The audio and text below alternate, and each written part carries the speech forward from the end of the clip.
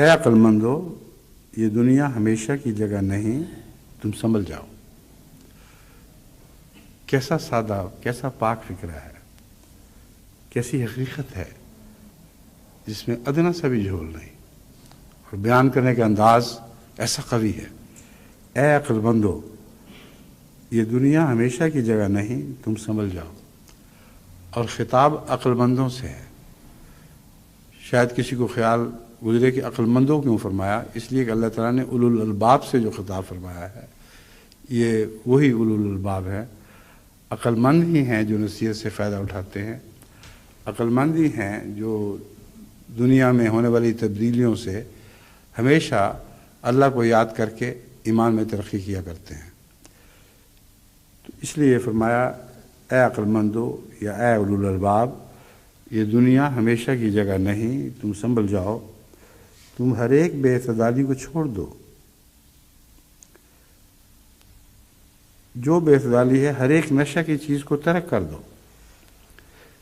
حضرت مسیح موعود علیہ الصلوۃ والسلام اس مضمون کو اور آگے بڑھاتے ہوئے یہ فرماتے ہیں کہ عادت جس چیز کی پڑ جائے وہ عادت اپنا غلام بنا لیا کرتی ہے، اور نشے کی یہ تعریف فرمائی ہے کہ ہر وہ چیز جو تمہیں عادی بنا دے تم اس کے غلام ہو جاتے ہو، اور یہ بات بھول جاتے ہو کہ جو چیز بھی تمہیں عادی بنا دے اس میں نقصان ہوا کرتا ہے۔ یہ ایک ایسی حقیقت ہے جو چائے اور کافی پر بھی اطلاق پاتی ہے۔ وہ لوگ جو چائے کے عادی ہوں،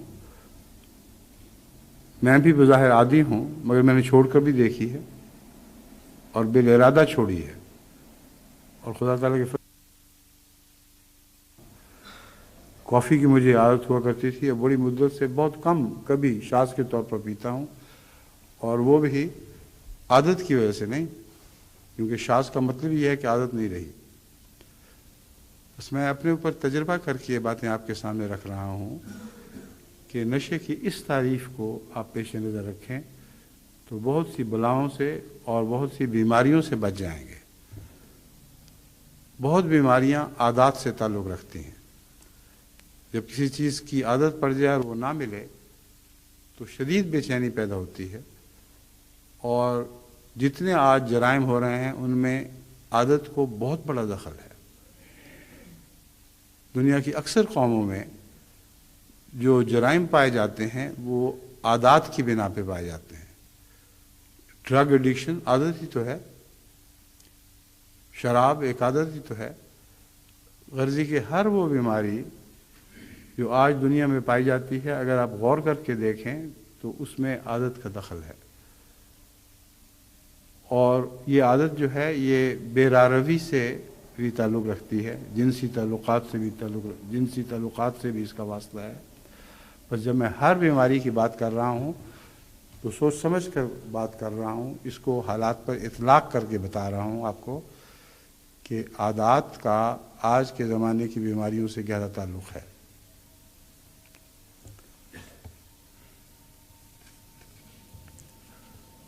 پھر فرماتے ہیں ہر ایک سال ہزارہا تمہارے جیسے نشے کے عادی اس دنیا سے کوچ کر جاتے ہیں، اور آخرت کا عذاب الگ ہے۔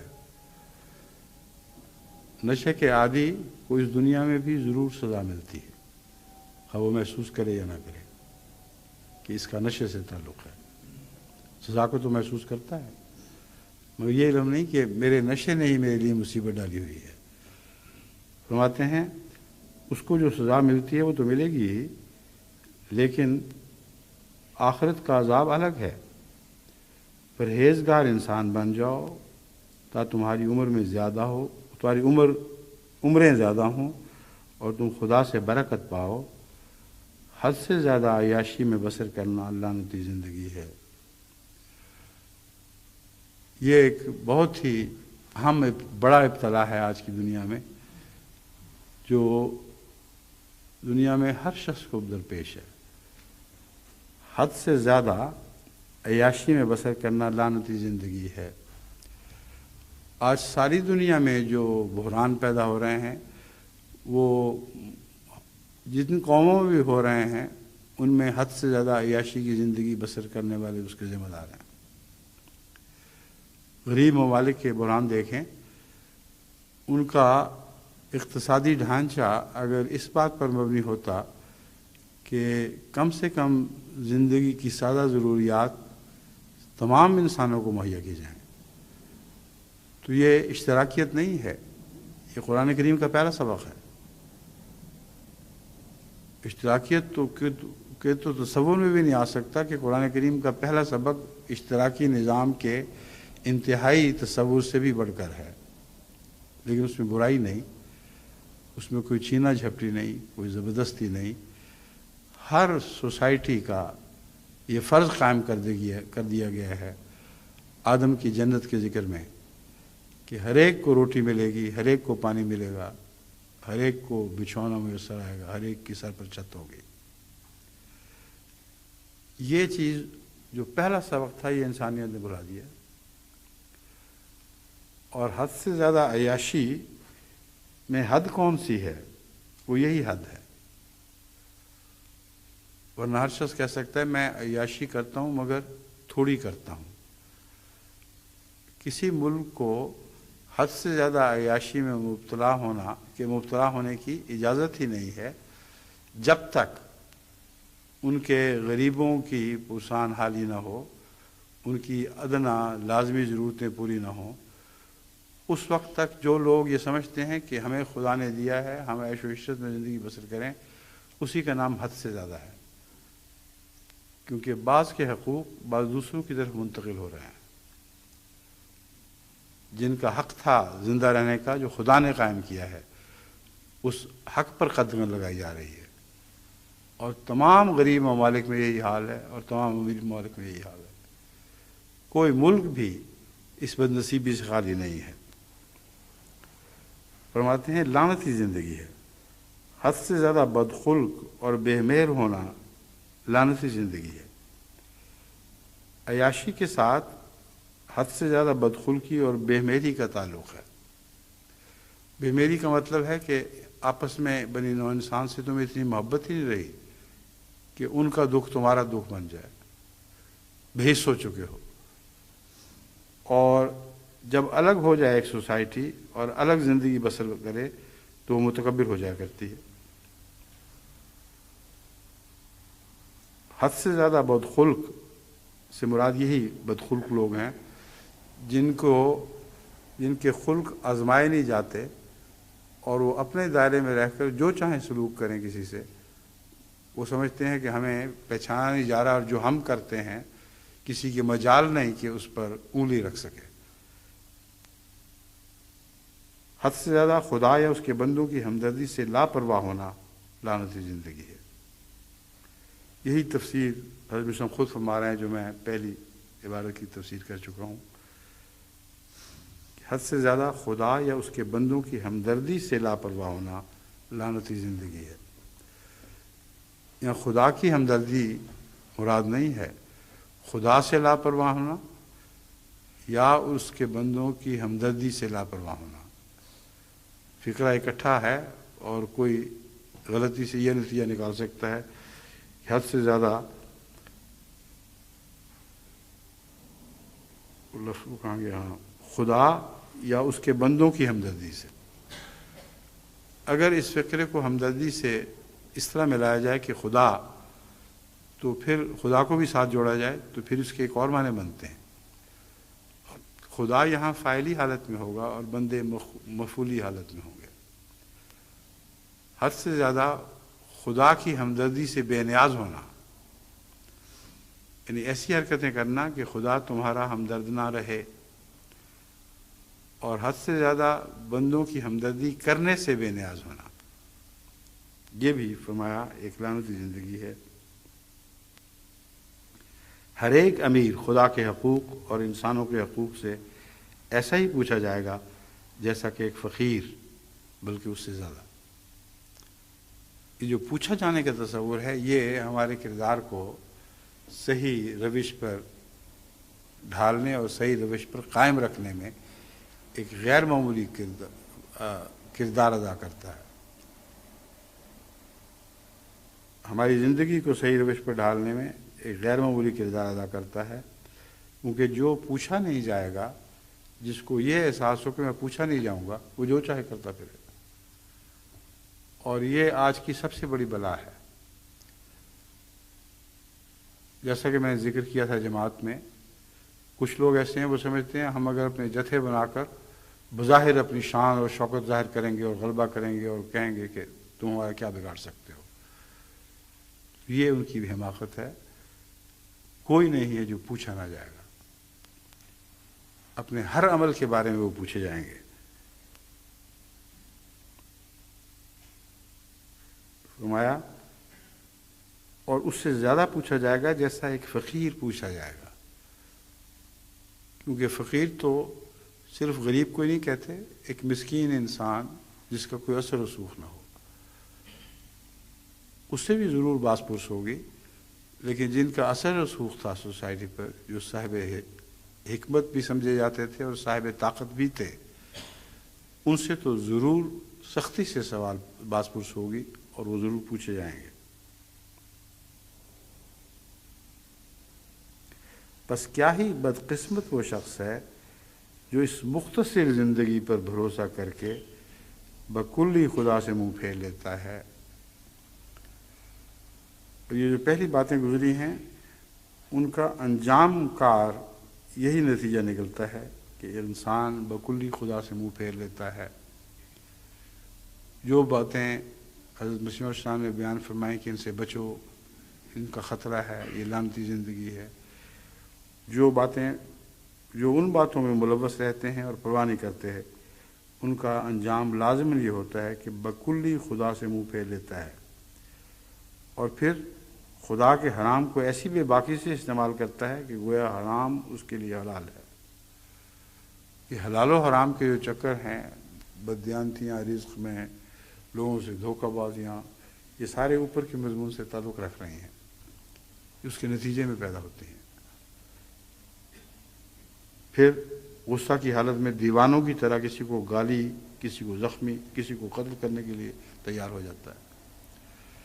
یہ خدا سے منہ پھیرنے کے نتیجے ہیں، کیونکہ جو شخص خدا کا تصور دل پر ایک بادشاہ کے تصور کی طرح رکھتا ہے، ایک کامل مقتدر بادشاہ کے تصور کی طرح رکھتا ہے، اس کے لیے ممکن ہی نہیں ہے کہ کسی لمحہ اپنے غصے سے اس قدر مغلوب ہو جائے کہ خدا کی پرواہ نہ کرے،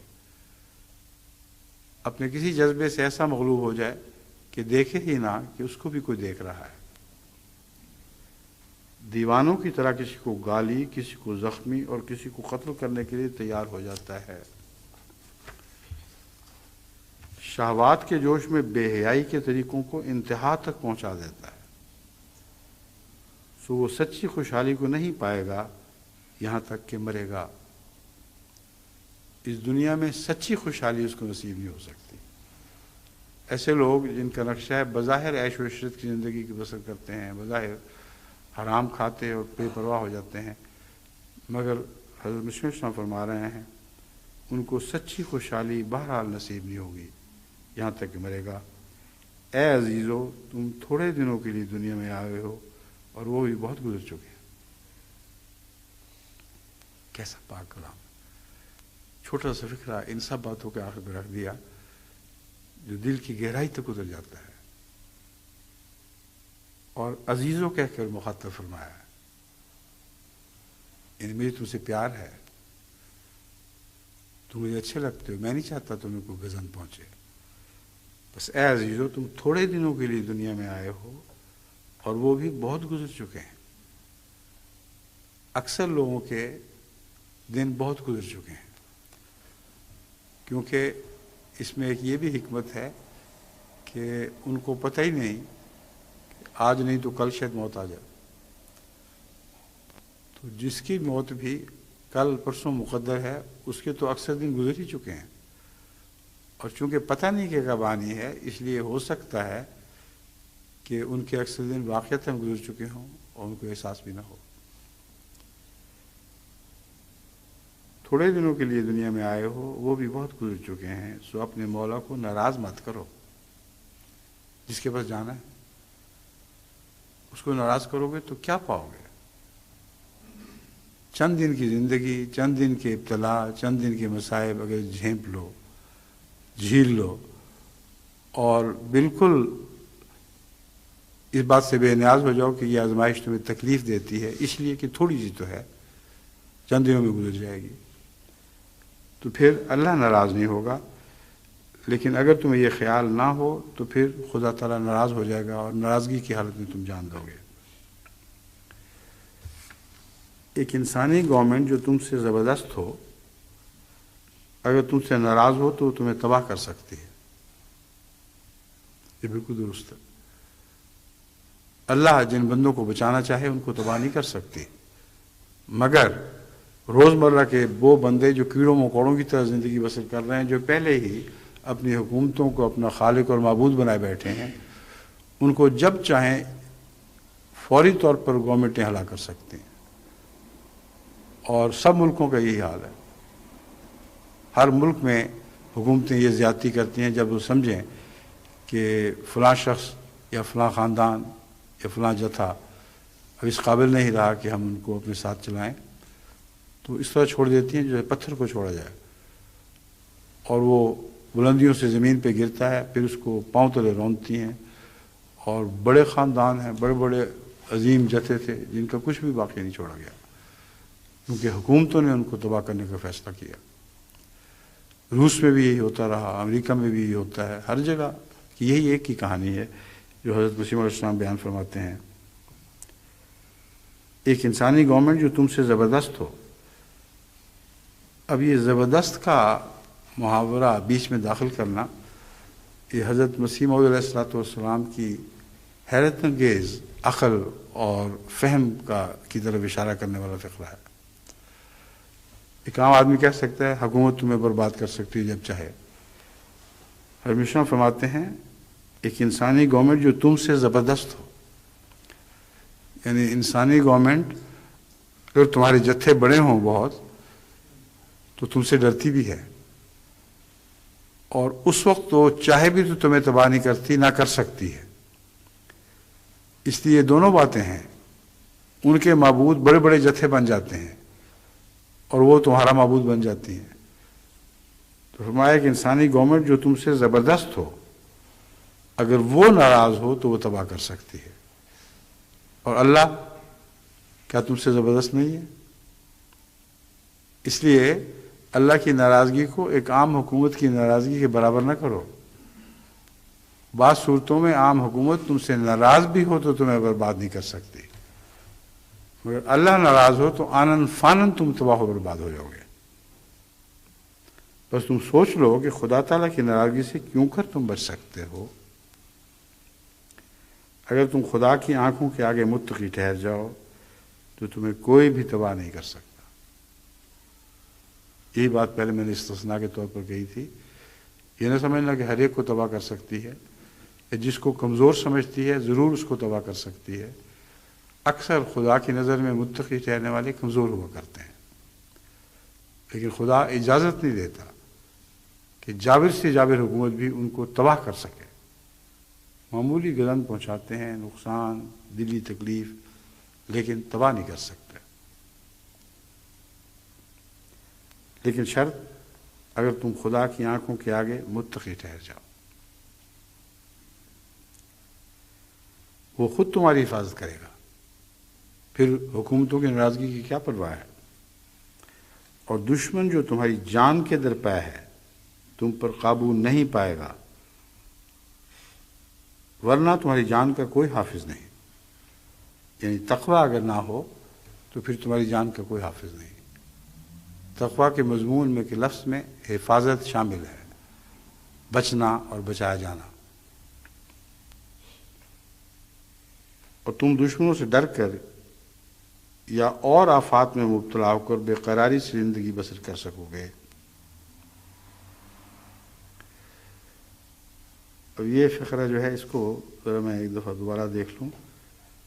اور دشمن جو تمہاری جان کے درپے ہے تم پر قابو نہیں پائے گا، ورنہ اگر یہ بات نہ ہو تمہاری جان کا کوئی حافظ نہیں، اور تم دشمنوں سے ڈر کر یا اور آفات میں مبتلا ہو کر بے قراری سے زندگی بسر کرو گے، اور تمہاری عمر کے آخری دن بڑے غم اور غصے کے ساتھ گزریں گے۔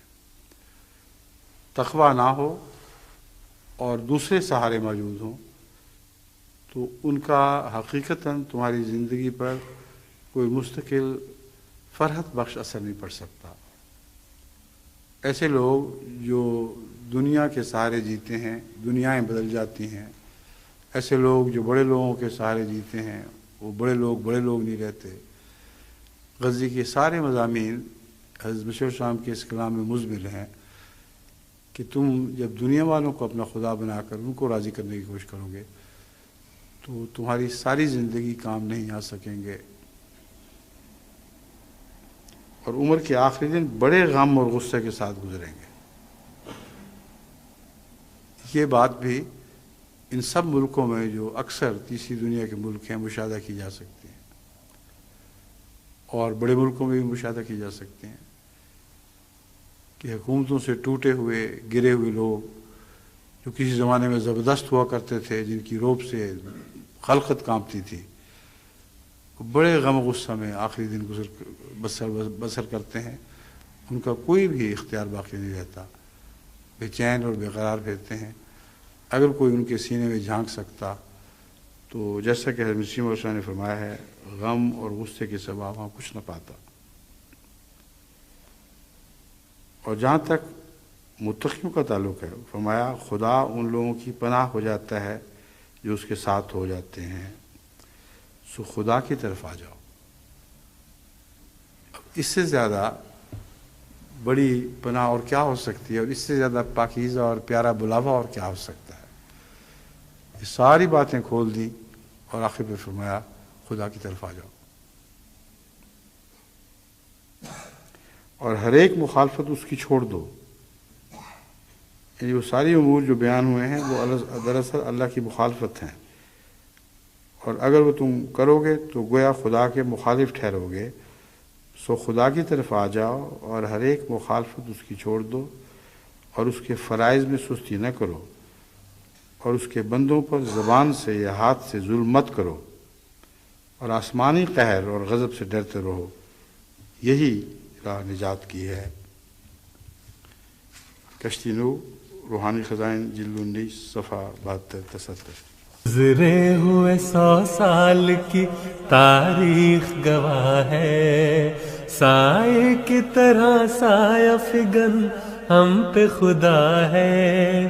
گزرے ہوئے 100 سال کی تاریخ گواہ ہے، سائے کی طرح سایہ فگن ہم پہ خدا ہے۔